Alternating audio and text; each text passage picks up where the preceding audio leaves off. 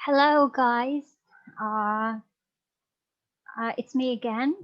We're going to continue our discussion about the strategy in structure and written expression, especially in the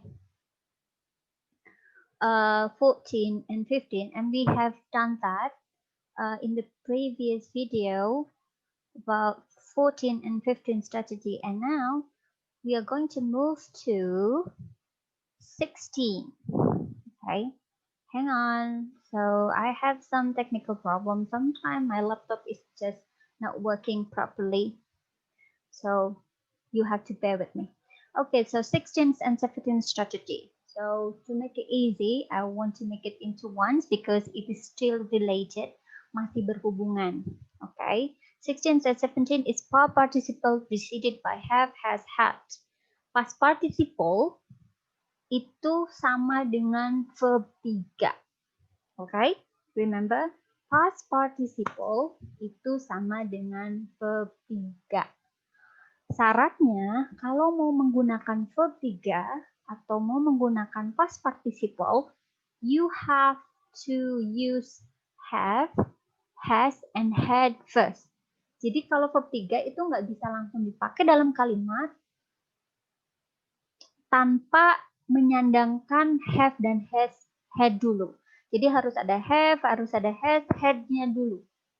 Salah satu, nggak semuanya ya. Example, they had complete the work. Complete menyempurnakan. So you cannot just complete, but you have to make it into verb 3. They had completed.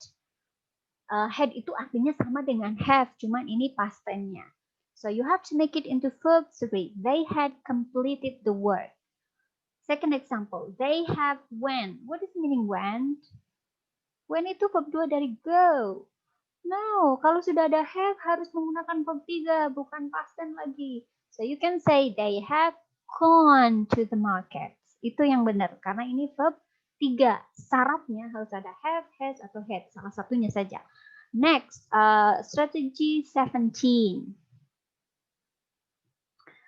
Present participle or past participle preceded by be. Nah, ini konteksnya. Kalau tadi past participle itu verb 3, ya kan? Kalau present participle itu ada verb yang ditambah ing. Itu namanya present participle atau bahasa grammar yang lainnya present continuous.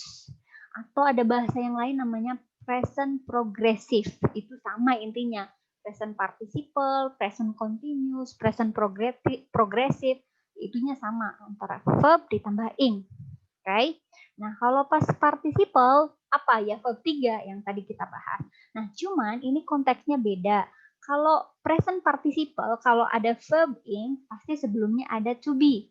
Cuman di sini saya bilang be karena dalam konteks grammar yang benar itu bukan to be, namanya be. Ya. Be itu apa sih? Ya am, are, is. Cuman orang Indonesia pahamnya to be gitu ya. Padahal be namanya. Am, are, is, was, were, be, been, being. Nah, ada kalau present participle ada in-nya, itu pasti harus ada be-nya dulu kan, salah satu yang dari dalam kurung ini. Nah, ada juga konteksnya yang verb 3 tapi didahului oleh be, salah satu yang ada dalam kurung ini. Kalau ada verb 3 yang didahului oleh be, misalnya didahului oleh is atau didahului oleh are, berarti itu konteksnya adalah kalimat pasif, artinya di. Kalau yang di atas, ini yang 16, they had completed. Mereka telah melengkapi atau menyelesaikan pekerjaan. Nah, nanti kalau yang di bawah, yang 17, ada past participle didahului oleh be, maka artinya adalah pasif. Misalnya, pekerjaan itu telah diselesaikan. Diselesaikan. Kalau yang di atas, mereka menyelesaikan. Bedanya di situ. Oke. Example. They are turn on all the lamps. Nah, mereka turn on menyalakan all the lamps, lampu.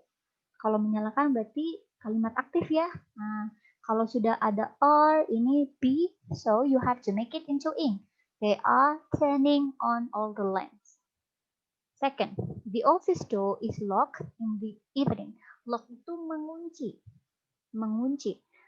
The office door, pintu kantor mengunci. No, it's impossible. Masa pintunya yang mengunci? So, it means that dibuat kalimat pasif. Nah, kalau mau dibuat kalimat pasif, harusnya seperti ini.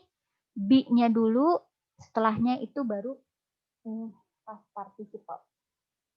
Jadi, the office door is locked. Jadi, verb 3. In the evening. Nanti di bahasa Indonesia, you can say, pintu kantor itu dikunci di waktu malam. Jadi kalimat pasif ya. Kalau mengunci berarti nanti like the security has locked the office. Nah, berarti itu jadi kalimat aktif dan nanti menggunakan rumus yang di atas ini. Oke, so let's move. Strategy 18. Strategy 18 base form after modal verb. Base form itu adalah kata kerja murni yang tidak ada tambahan apa-apa. Kalau misalnya ada go, when, gone, itu kan perubahan verb ya, ada verb 1, verb 2, verb 3. Tapi Anda juga pernah dengar yang namanya go, kemudian goes. Kalau go, berarti untuk subjek I, you, we, they. I go, they go, we go. Tapi kalau misalnya subjeknya jadi he, she, it, jadi he go, salah, he goes. Kemudian she goes. Ya, karena itu orang ketiga tunggal. Nah, tapi konteks itu berubah menjadi base form. Base formnya itu go. Base formnya itu go. Nah, kalau ketemu modal verb itu apa sih? Nih yang di dalam kurung. Will, would, shall, should, can, could, may, might, must, ought to. Ini semuanya adalah modal verb.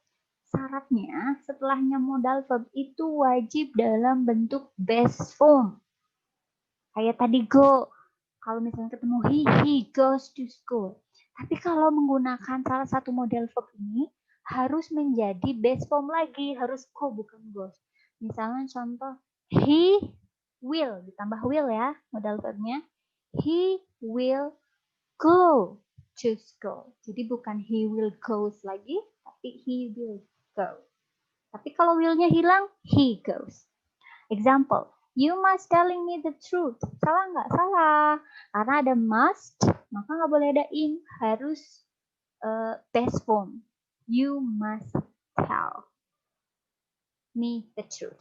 Second, the child may comes in now. Salah, kenapa?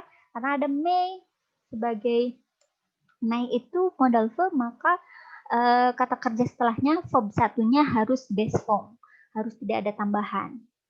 Apalagi kalau past tense, apalagi verb 3 itu salah. Setelahnya modal verb wajib verb 1, tapi verb satunya itu dalam bentuk base form, yang S-nya ini harusnya hilang. The child may come in now. Okay, so that's all. So let's start the exercise. So this is only the review. You can do all the exercises about the strategy sections and 18 in the quiz in Equalia. So let's see. The easy one. We can see number 5. Number 5 ya, kelihatan. Okay. Let's see the famous Collie who made her first screen appearance in 1943 has always been played by a male dog. So in 16 itu about present participle dan past participle ya. Famous Ollie who made her first screen appearance in 1943 has. Nah, di sini ada kata has, right? Oke, setelahnya has itu apa? Strategi ke-16 tadi, setelahnya has itu harus ada verb 3. Nah, setelahnya di sini ada be played by a male dog. Jadi yang benar yang mana?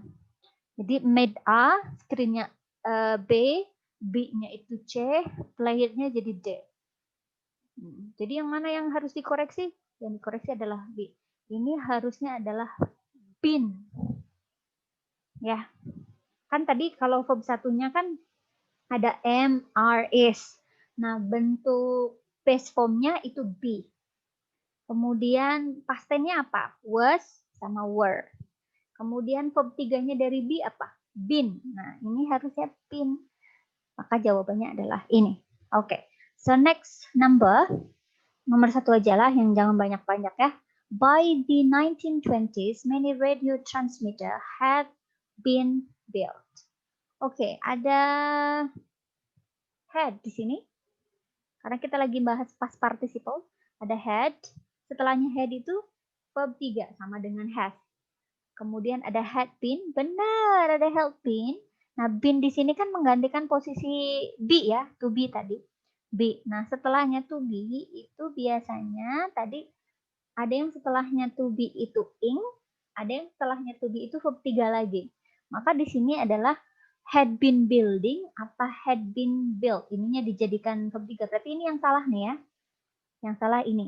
Yang terakhir. A, B, C, D. Jawabannya C. Karena been itu kan to be. Setelahnya to be itu kalau nggak pakai verb ing, ya berarti harus verb 3. Sedangkan di sini verb 3 juga bukan. Ada verb ing juga bukan. Kalau verb 3-nya apa? Build, D-nya diganti jadi T. Namanya build. Okay? So, okay, that's all our discussion for 16 and 16 up to 18. See you on the next video. Bye.